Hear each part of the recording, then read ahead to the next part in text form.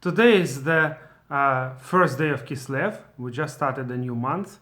Now notice, when there are 2 days of Rosh Chodesh, on certain months we have 2 days of Rosh Chodesh. What this really means is the 30th day of the previous month is called Rosh Chodesh Aleph, the first day of Rosh Chodesh.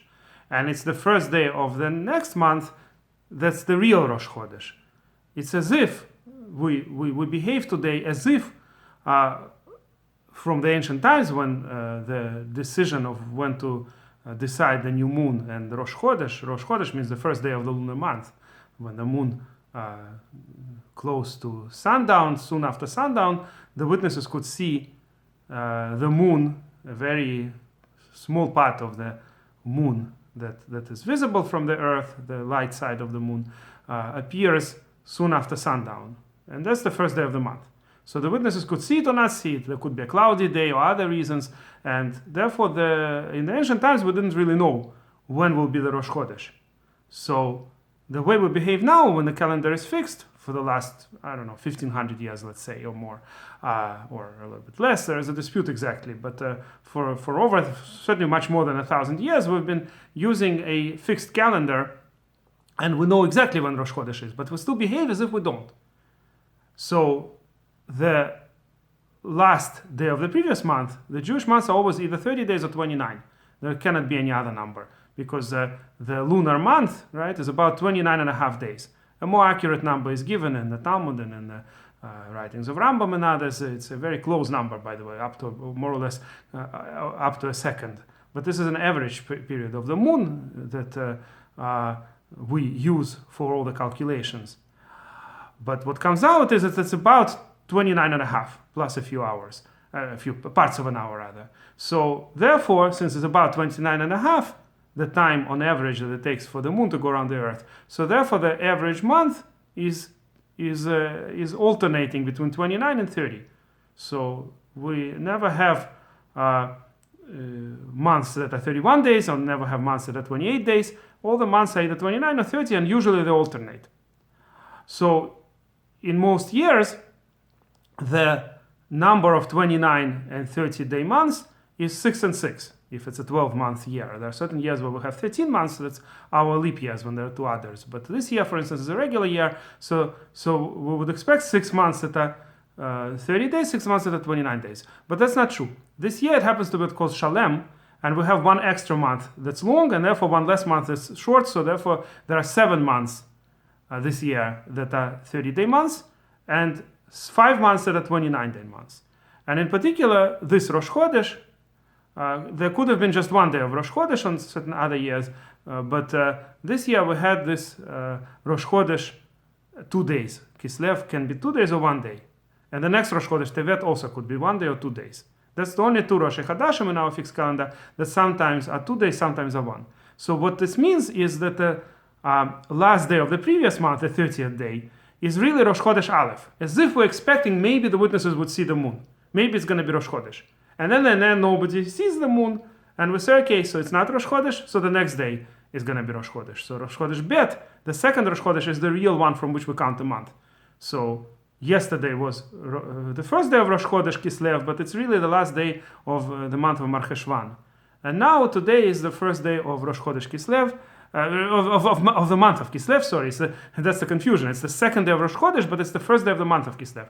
We're counting from the second day of Rosh Chodesh. Whenever there are 2 days of Rosh Chodesh, we're counting from the second. It's as if the witnesses didn't see the moon, or the moon didn't appear, or because there were clouds, or for whatever other reason, nobody saw the moon. And that's why the previous month was made into 30-day month, and this month we started on the second day of Rosh Chodesh. So, like I said, in some years, Kislev would just have 1 day of Rosh Chodesh, but this year it had 2. So yesterday was Rosh Chodesh, and today is the second day of Rosh Chodesh, which is the first day of the month of Kislev.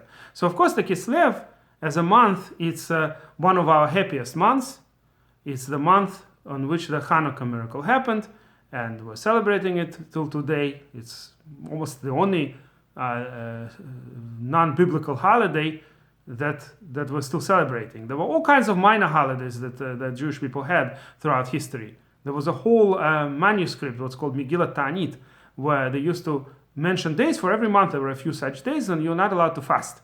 Meaning you shouldn't accept on yourself a voluntary fast, or you shouldn't do eulogies, because that day is a happy day. And all kinds of happy days existed for all kinds of reasons. And none of them are kept today. The Talmud tells us that in the end, we don't really keep those things. Soon after the destruction of the temple, basically, the sorrow is so great that all these minor holidays are not important to keep. The only exclusion is Chanukah. Purim also, but Purim is, in a sense, biblical holiday. It's not in the Chumash, and it's not in the 5 books of Moshe, but it's at least in a biblical book. The only holiday that everybody keeps and we're required to keep, and we keep till today, that's not in the Torah at all, is, of course, the holiday of Chanukah. There are all kinds of other minor days, like Lag BaOmer and things like that, but there are no real holiday laws for these. If a person, for instance, views Lag BaOmer just like a regular weekday and does nothing on it, that's unusual. Just the only thing is there are certain days we don't say Tachanun, what's called certain supplications and the prayers we skip on certain days. For instance, on the 15th of Shvat, Tu B'Shvat, on the Lag BaOmer.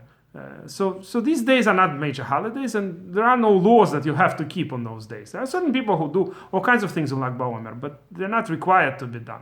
Generally, Lag BaOmer is just a regular day, and we just don't say Tachanun on it. Same thing with Tu B'Shvat. Some people eat, it's called the New Year of trees.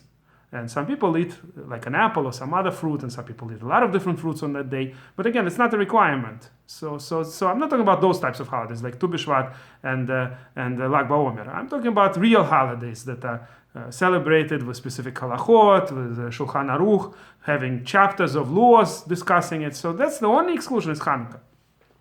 So of course, Kislev is the month of our redemption, and it was both the military victory and even more importantly, I guess, the fact that the Torah was restored. The main issue about Chanukah was it wasn't just law, it wasn't just a law of independence. There were all these Syrian Greeks that are persecuting us and we wanted our independence. So that's just one aspect of it. But the main aspect was it was basically what we would call today Orthodox Jews. They weren't called Orthodox then, obviously, but the people who were the Hashmonaim, the people who were fighting the Syrian Greeks, they were the religious Jews who wanted to be able to keep the commandments of the Torah. That's the main theme of the holiday.